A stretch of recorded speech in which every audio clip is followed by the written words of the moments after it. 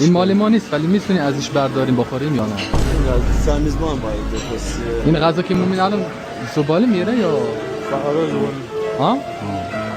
چون میخواستیم اسراف میشه میخواستیم بخوریم دیگه. میخواستم برای دوست دخترم بخرم. زنده باد. چند قیمتش؟ قیمت الان یا الان؟ نه قیمت الان. الان آره. لحظه تغییر کنه. الان که سوال میکنی 13 میلیون و 840. آها قبل از 2 ثانیه چند بوده؟ این سرعت هم تغییر نمیکنه.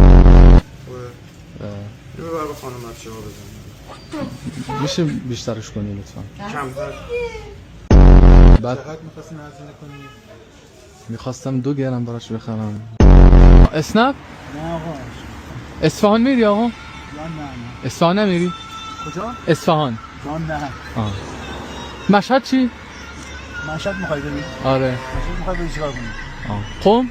قم؟ آره. هم چیکار کنی؟ ما سرویسیم اینجا. آها فکر کردین اسنپی. تبریز چی؟ نه. تبریز. اینو ببرم خونه؟ نه همشو بزن. آره. چه غلط کردم گفتم تا چیزی. نه همشو برید. آره آره. آره. حالا میشه اگه میشه زیاد هم بیشتر کنه. آره. خیلی ممنون میشم. کلم سفارش میدادی دیگه.